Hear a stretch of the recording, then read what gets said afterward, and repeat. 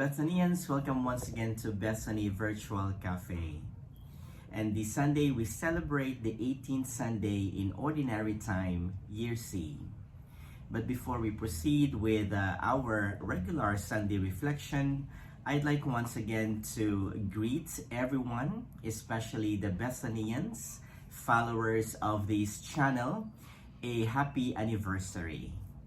Of course, last week I have already started a greeting, but officially, just last Friday, July 29, we celebrated the feast of Saints Martha, Mary, and Lazarus. If you can remember, last year, Pope Francis declared this particular celebration not solely on the feast of Saint Martha, but included as part of the family of Bethany, Mary as well as Lazarus. It is Jesus's, as I've said, happy place. So this Sunday, as we celebrate another milestone, a year of vlogging and a year of helping people as much as we could and as much as this channel could, let us give ourselves a pat on our back and congratulate each one. And those of you who are not still following this channel, please do subscribe, because as we grow, of course, we'll be able to reach out also to a wider audience. So please, if you haven't subscribed to this channel yet, please do so by clicking the subscribe button. You know, in the analytics of this channel, I've realized that most of my viewers actually aren't subscribed also to this channel. I currently have around 650 subscribers, but of the 650 subscribers, there were only less than half of those subscribers are actually viewing this channel. So this Sunday, as we celebrate the 18th Sunday in Ordinary Time, I'd like to highlight some of the values that we can learn from out of the readings we have this Sunday. Let me begin by narrating this short story. Jerry Kramer, in his book entitled Distant Replay, said that if he wants to accomplish something in life, he should at least accomplish one thing. And what is that one thing? He said, he should at least give his children proper values that would help them survive in this world as well as flourish. Now, 2 years and so already in the pandemic, we all know how helpful the values are in our life's worth.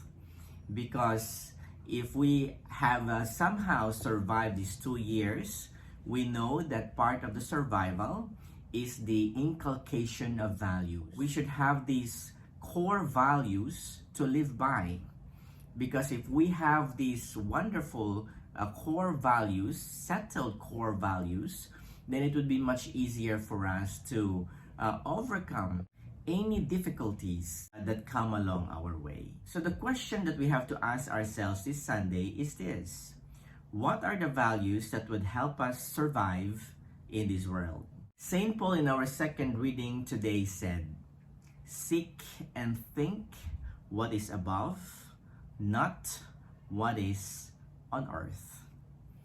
Simply put, St. Paul is telling us to treasure the things of God, to treasure the values of the kingdom, rather than treasuring the things that the world can offer, especially material things. Because for St. Paul, the things that matter are the things of God. The things that matter are the values of the kingdom that Jesus continues to teach us and has taught us in many ways than one. So let us highlight 3 values. The first value is thoughtfulness or mindfulness. Now, why is this value important? It is important because a thoughtful person is a contagious one. A thoughtful person do a lot of things in order to encourage other people to follow in their example. Nowadays, it's hard to be able to encounter or to have people or friends who are authentic. Authentic friends are the ones who actually show up, who's there in times when you are having or suffering from a certain difficulty, who are there, who's ready to share authentically true care and love for you, especially in times when you need them. Now, why is this important today? Well, we need somebody to lean on. That in the difficult times when we are being asked to social distance from each other, when we are being asked to isolate because of our sickness or COVID, we find it emotionally painful to be without somebody. So a thoughtful person is someone who comes to you, who is present, someone who shows up and is concerned and mindful of your needs. So if we are a thoughtful and a mindful person, we authentically present ourselves, especially to those who are in need. And in the challenges of today's world, we need people who are truly authentic. We need people who are thoughtful. We need people who are mindful of other people's needs. Someone who could give us a pat on our shoulder to assure us that all things will be well. Second value is to have good manners. You know, I remember when I was in the elementary, we have this GMRC, Good Manners and Right Conduct. And then when we went to high school, there is also values education. In fact, there was also a class before that we attended on social graces. So these are wonderful opportunities or classes taught to us to be able to develop the skills of good manners and to live good manners as if a virtue. A good-mannered person is a person who is kind, respectful, courteous, agreeable, patient, civil, and generous. We are this one big and a beautiful package if we are good-mannered. That's why it is always important in our family, or to start early on in our family by teaching our kids, helping them know good manners and at the same time practice good manners by being respectful to their elders and also to be respectful to their teachers, relatives who are there in fact to help them, to teach them, and to mold them in terms of values. And the third, and above all, is the value of charity, to be charitable. There are three things that last: faith, hope, and love. And the greatest of all is love. Charity is motivated by love. Charity is love in its concrete way.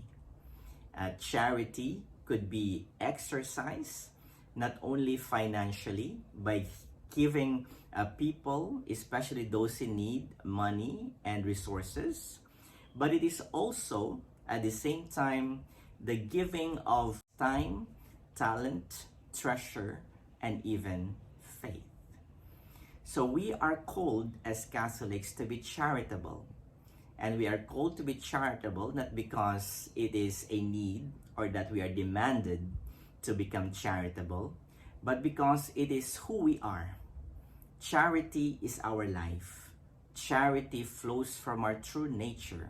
Charity is the concretization of the promises we've made at baptism. For St. Paul, charity is patient, kind, does not envy, not pretentious, not puffed up, not ambitious, not self-seeking, not provoked, thinks no evil, does not rejoice over wickedness, and etc. But if we are to put it in a nutshell, charity is an act of love. It is the concretization of the love that Jesus has for us.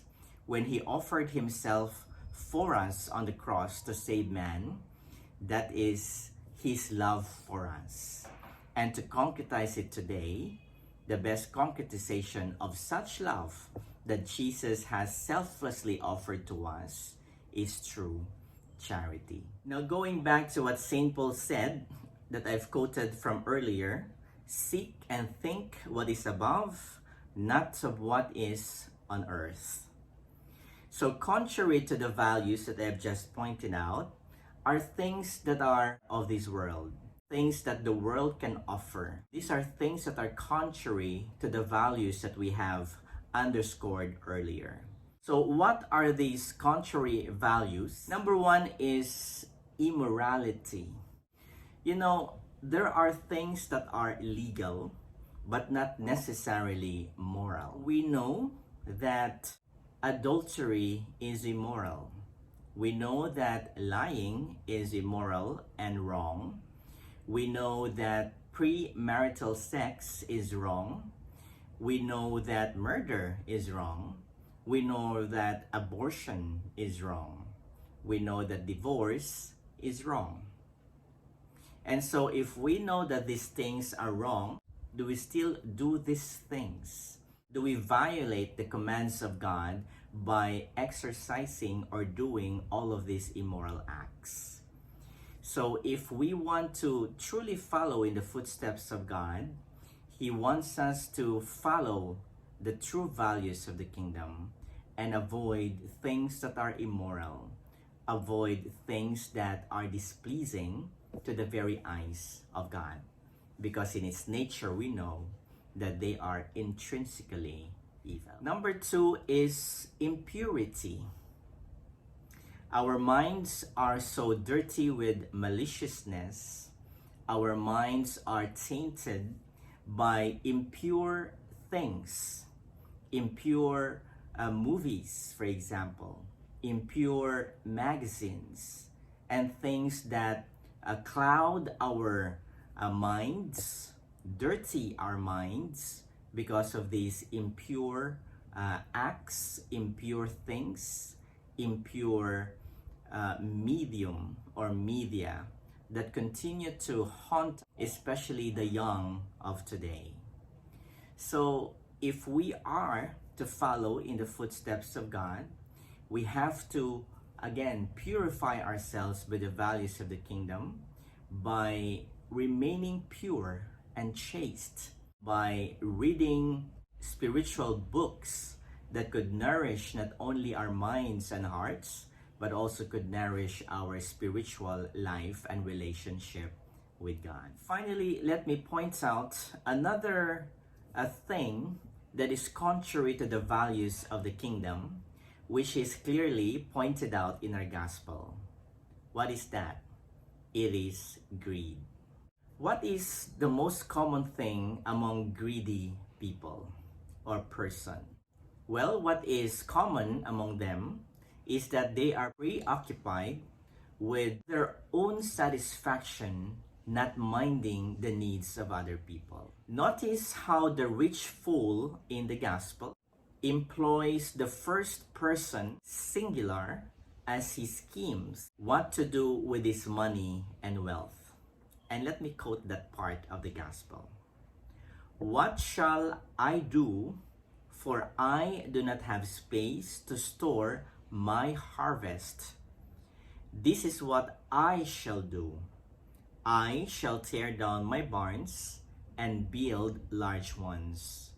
There I shall store all my grain, and I shall say to myself. In other words, the words of this person, the greedy person pointed out in the parable, is egoistic. He considers only his own personal benefit. And though he may be wise enough to do something out of the harvest, or what to do with the rest of the harvest that he have, which is abundant, he thought only solely about his own benefit. for his own end as well as for his own future. Now, let us try to reflect on this beautiful poem. Money can buy bed, but not sleep. Money can buy books, but not brain. Money can buy food, but not appetite. Money can buy a house, but not a home. Money can buy medicine, but not health. Money can buy companions, but not real friends. Money can buy marriage, but not love. Money can buy anything, but not heaven. You know, we can earn money in the best and a good manner and in a good way. But if we are possessed by money and wealth, so much so that we become greedy and think only of our own personal benefit, then that is something that is being questioned by Jesus in the gospel. Jesus asks us to make use of the things that he gave us as a blessing, money and wealth included. And as we have them, we should take so much effort and time to make use of them and to share them, especially to those who are in need. Seek the things that are above and not the things of this earth. God bless us all, Bethanians. As we continue to celebrate our 1-year anniversary, and as we commemorate the feast of Saints Martha, Mary, and Lazarus, I'd like to highlight as an image this Sunday the very icon of Mary of Bethany. If you look closely at the icon, you see Mary carrying a flask or a container which would contain a perfume. It is a concrete example of selflessness and not being greedy, because as you can see, perfume during the time of Jesus is a very expensive possession, or it is a very expensive commodity. And so for Mary to pour all the perfume on the feet of Jesus is just like wasting that commodity or that particular valuable thing or item. If you can remember in that gospel, Jesus said these words as a rebuke to Judas Iscariot. He said, "Leave her alone so that she may keep it for the day of my burial. For the poor you always have with you, but you do not always have me." Here, Mary is a true example of a person who is thoughtful and mindful of Jesus' needs. A person who is also charitable, not minding the worth of the perfume that she poured on Jesus' feet, but mindful of Jesus who is with them and eventually would die and would rise from the dead. So Bethanians, may we be able to follow in the example of Mary of Bethany, and may we continue to strive to truly live up to the values of the kingdom, promoters of the kingdom of God. God bless us all until next time. Happy feast day once again, Bethanians.